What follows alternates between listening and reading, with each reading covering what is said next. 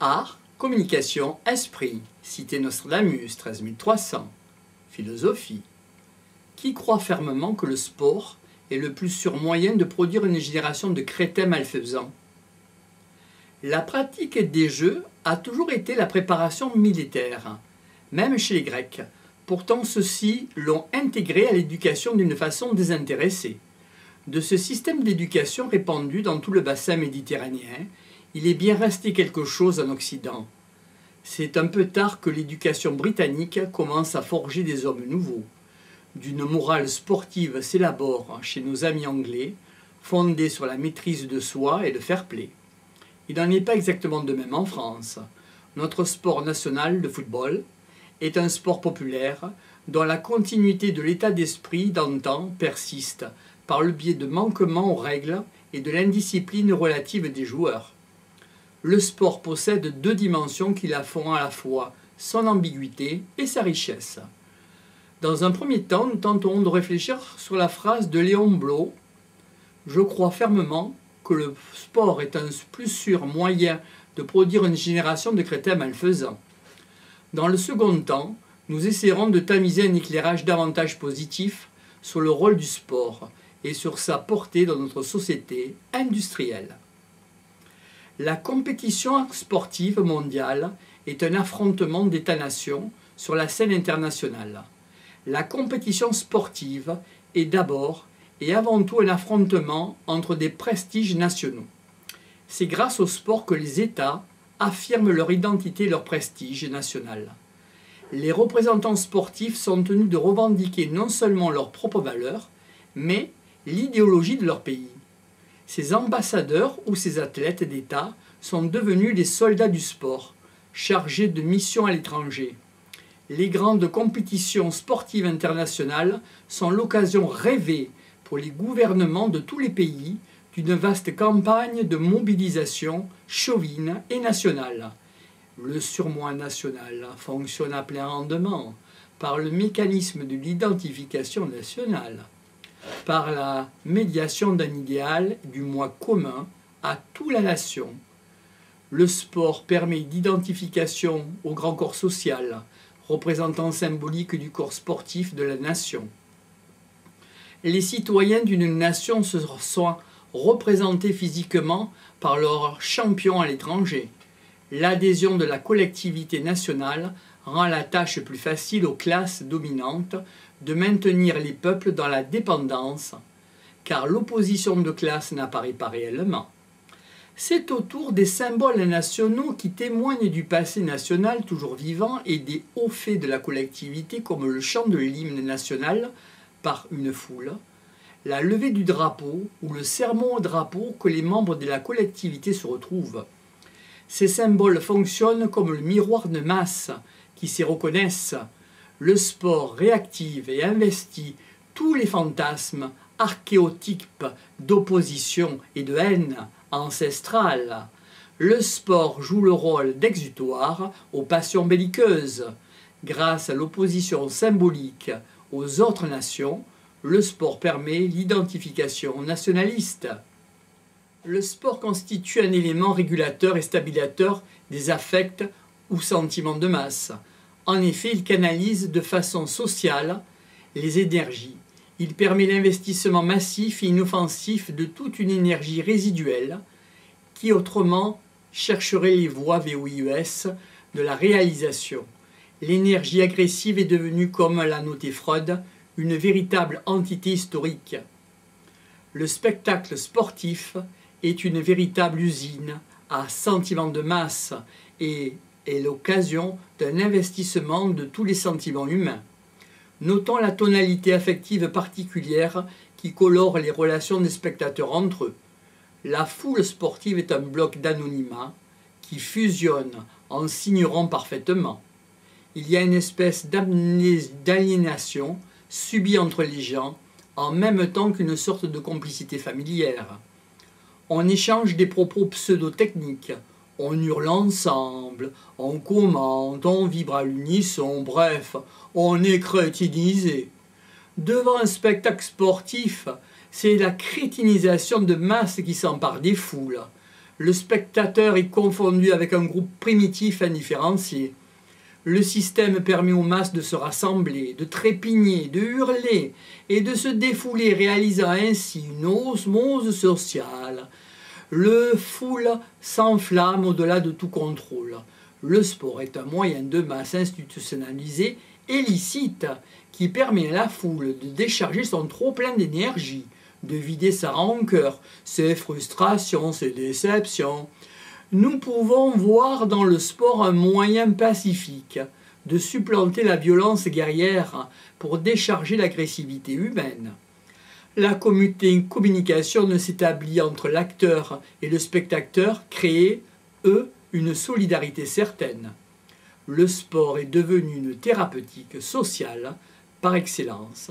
Il permet de purger, d'évacuer le mauvais objet, c'est-à-dire cette partie obscure et dangereuse. La perte d'identité est due à la massification des individus et de la société, métro, grands magasins, stades, etc. Les individus deviennent des catégories personnifiées, des masques, comme le note Marx. Les masques divers, dont les personnes s'affaiblissent, suivent les circonstances, ne sont que des personnifications des rapports économiques qu'elles maintiennent les unes vis-à-vis des autres. Ces masques interchangeables font perdre aux individus le sentiment de leur individualité. Ce sont des fonctions des matricules, des postes, des agents, des numéros. L'appareil sportif recense les pratiquants comme on recense des numéros. L'individu est d'abord un licencié. Tout l'espace sportif est ainsi fait pour dépersonnaliser l'individu qui se repère en chiffres, en barèmes, en résultats chronométrés. Les individus disparaissent derrière les places, les postes de l'équipe. Les individus concrets disparaissent pour faire place aux agents numérotés et fichés, au support objectif des fonctions.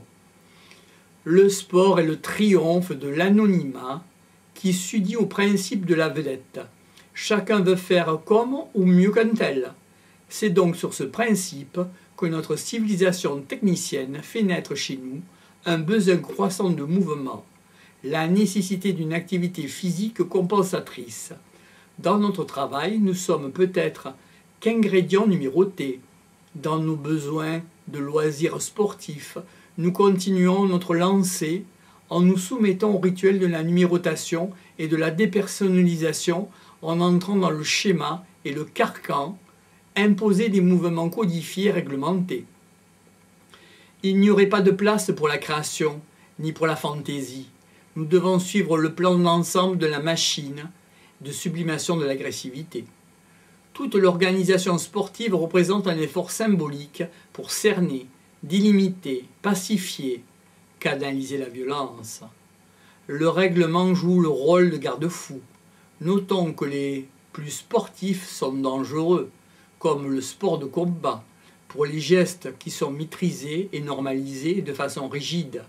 Ce sont aussi eux qui véhiculent le plus fort couche symbolique de cérémoniaux et de rituels. La pratique sportive contribue néanmoins à l'éducation des jeunes enfants et des adolescents. Le sport a un rôle éducatif. Chez nos amis anglais, la formation du caractère et de la personnalité, la santé, l'apprentissage de la vie en groupe, la socialisation, la préparation au loisir de la vie d'adulte se prépare par le biais du sport. Comme nous l'avons vu dans la première partie, le sport n'est pas en soi porteur de toutes les vertus, mais selon ce qu'en feront les éducateurs. Il pourra ou non développer des côtés bénéfiques et éviter les dérives qu'il peut entraîner. Cette mission noble que le sport revendique, c'est dans le prolongement de l'école du collège qu'il prend forme.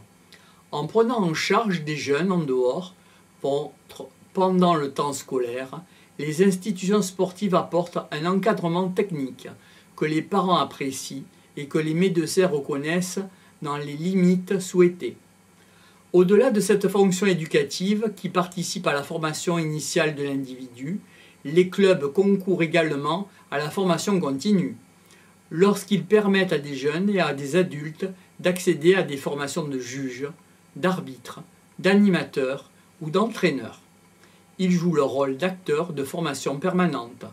Nous pouvons constater que la formation de ces animateurs se situe tout à fait dans l'esprit de la loi d'orientation de l'enseignement supérieur de 1968. L'enseignement supérieur voulant procurer l'accès à tous ceux qui en ont la vocation et la capacité.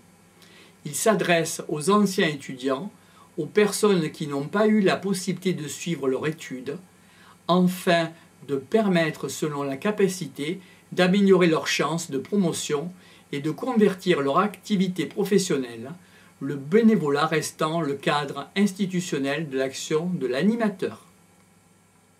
En offrant des activités sur de larges tranches horaires, en dehors du temps scolaire, les institutions sportives favorisent l'accueil de nombreux jeunes enfants et adolescents que les parents n'ont pas la possibilité de garder en raison de leurs contraintes professionnelles et familiales.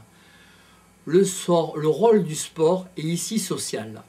En utilisant les installations dans une perspective de plein emploi, elle joue le rôle de structure d'accueil et assure une mission sociale appréciée. Bien que ce soit pour les animateurs de clubs éprouvé comme un jeu gratifiant, nombreux sont les parents qui pensent que leur enfant est bien mieux à garder au football qu'à traîner dans les cours d'HLM.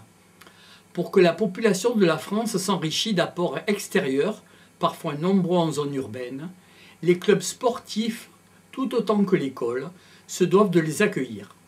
Le sport, cependant, a un langage universel. On court, on joue au football de la même façon partout sur la planète. La différence culturelle, raciale ou ethnique est ainsi gommée, pour partie, si bien que les clubs sportifs peuvent jouer un rôle d'intégration sociale particulièrement intéressant d'une autre façon que celle de l'école. Même si le langage commun du sport facilite la communication et l'intégration, nous pouvons remarquer que l'encadrement des clubs exige une présence et une compétence accrues. Les initiatives gouvernementales en milieu de terrain de sport sans clôture, donc accessibles, répondent à une demande exprimée par les jeunes. Les terrains de proximité constituent une étape vers l'intégration par le sport. La phase suivante réclamant l'existence d'une association sportive à laquelle ils pourront s'identifier, à l'intérieur de laquelle ils pourront se sentir bien et qui leur apportera également l'encadrement technique indispensable. L'intégration sociale par le sport sera pleinement réalisée lorsque les clubs auront fait l'effort de s'adapter pour accueillir ces jeunes et leur proposer des activités dans lesquelles ils se reconnaissent.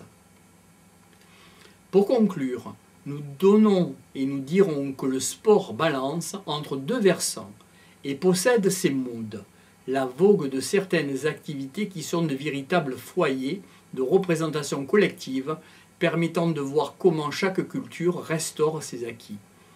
Corps, groupe, mythe ou milieu.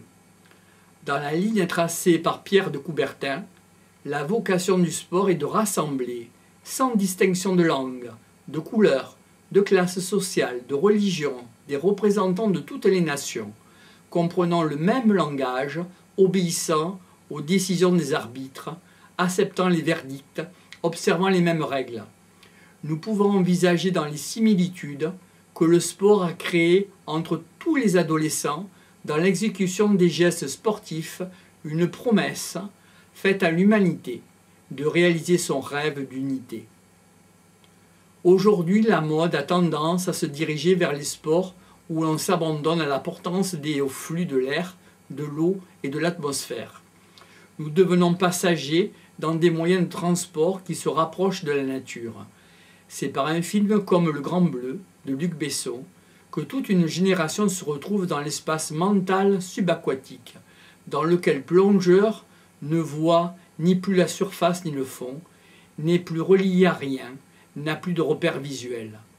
C'est dans cette descente verticale, dans la profondeur caractérise par un essor important du sport libre et proche de l'environnement. Si une minorité vive des expériences, des aventures en temps réel, la majorité vive par l'intermédiaire des reportages, de la publicité et à travers les exploits de quelques-uns. Il est significatif que beaucoup de jeunes en parlent, recherchent des informations sur les possibilités offertes et en rêvent.